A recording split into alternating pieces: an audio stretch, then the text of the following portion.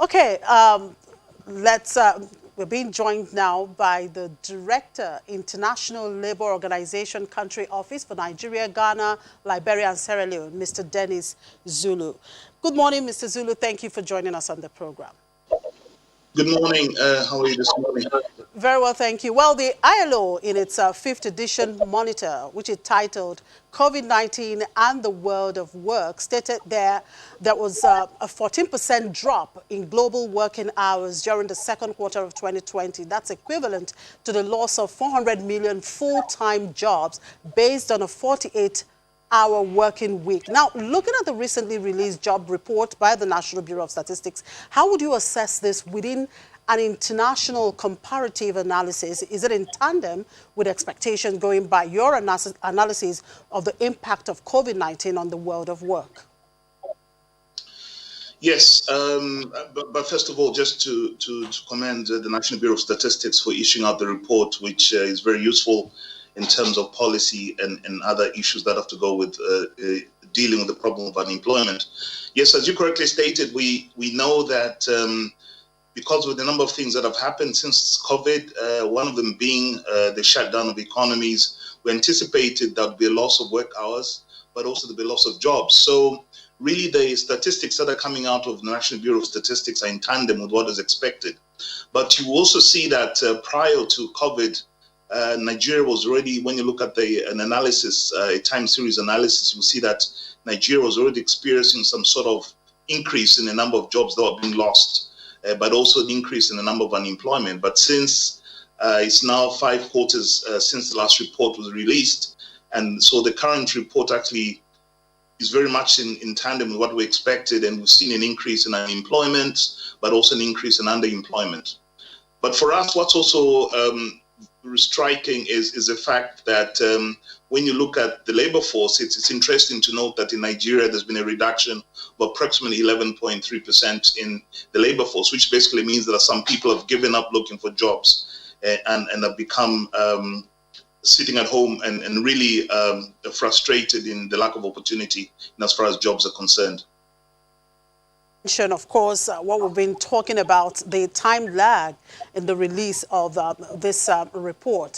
The MBS is releasing this job report for the first time since 2018. Now, most developed economies release unemployment data monthly, but that is not the case in Nigeria. What is your organization doing in providing the necessary support to the MBS to even make the quarterly report regular?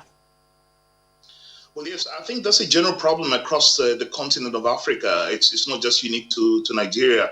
On the continent, I believe it's just South Africa that issues labor force surveys on the basis, on a monthly basis, but the rest of the countries really struggle to produce the data on a monthly basis. We've been engaging the National Bureau of Statistics to see how we can support their capacity.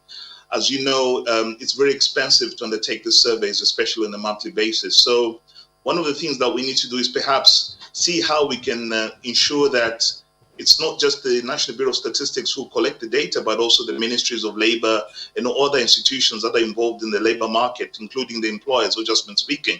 So really, an integration of all these different data sources should be able to give us sufficient data, which should be able to enable the National Bureau of Statistics to issue them on a monthly basis.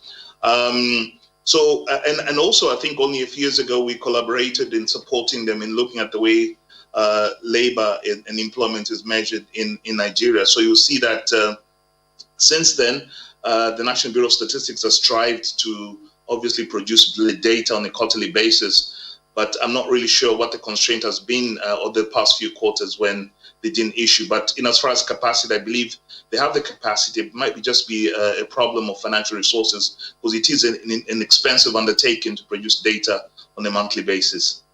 Now, the report shows that vocational education graduates have the least unemployment figures, while graduates of tertiary institutions have very high unemployment rates. What's your perspective on this? Yes, I think this is what we've been trying to say all along. For most developing countries, I think what is really needed is technical and vocational skills, because this is really what the market demands. In a lot of cases, we see that there's a lot of movement, and this is also very obvious in many developing countries. There's this natural movement towards getting academic qualifications, which don't really meet the sort of demands that employers want. I think employers really want hands-on experience and ability to deliver on day one, and you find these skills in technical and vocational education training. In academic institutions, really, it's more about theory and academia. So you'll see that those students who are able to deliver on day one tend to find more jobs quite readily, unlike those who gone for academic qualifications. And this is also very obvious in the developed world. Germany, for instance, where the focus really is on technical and vocational training, because that's where the demand is. Nigeria needs artisans, Nigeria needs technicians, bricklayers, and all these people who really are needed, and technicians to build the country. So you'll see that people who have technical and vocational skills tend to be much more marketable, because that's what the economy desires, especially when you're developing an economy like Nigeria has at the moment. So that was fairly expected. So I think what we need to do is really invest more in technical and vocational training, so that we can turn out young people who have the requisite skills that the market demands in these areas.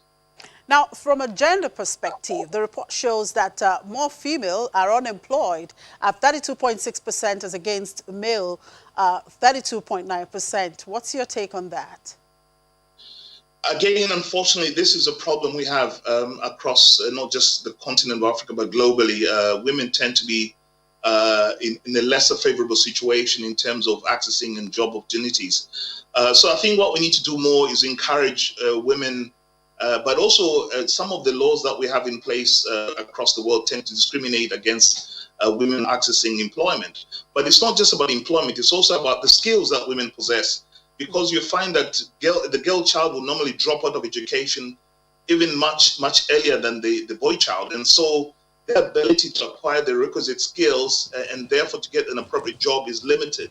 So we really have to go back and ensure, first of all, that the girl child has access to education, and the girl child has the skills that are needed to be able to access these jobs. But also, I think in certain cases, you still find that there's still a glass ceiling. And this basically limits the opportunities that women have in terms of accessing jobs, but also high-level jobs. So it has to be a comprehensive approach. Look at the limitations, the constraints at the education part, but also look at the constraints in opportunities that arise. One of the things that we're trying to do with the ILO is ensuring that the respective laws that permit or that inhibit discrimination of women in accessing jobs are removed, and so that women do not have any legal or policy constraints in accessing jobs. But then we still have quite a bit of work to do, given the statistics that reveal indeed that women tend to be much more, to have less access to jobs, and tend to be more unemployed and underemployed in most cases. Now, Mr. Zulu, a quick one before I let you go. I really want you to talk about this. Is it appropriate to regard a full-time housewife as unemployed despite the heavy responsibilities of taking care of children and at home? What's the position of ILO on the contribution of women in this area? Well, you see that in statistics, really, we do recognize a housewife as usually you find that their contribution to the economy are taken care of under the gross domestic product, the gross national product statistics. But they're also considered to be employed, because if you imagine a situation where the woman was not employed, they'll probably have a maid or somebody else doing the work that they're doing. So using proxies, you can actually account for the amount of work that the woman puts in. And therefore, it only makes sense that the woman should be considered to be part of the employment statistics. Because like I said, if the housewife is not doing the work and she was working in another location, then there'll be someone else doing the work on her behalf, and this person is paid an income. So this income can be used as a proxy, but also it helps in determining the number of people who are working. So it basically makes sense to say that the woman is being productive and adding to the gross domestic product in the country. So it's a very fair comment in this respect. All right, thank you very much for sharing your thoughts there, Mr. Zulu. Thank you so much. Yeah, Dennis Zulu is the Director, International Labour Organization Country Office for Nigeria, Ghana, Liberia, and Sierra Leone.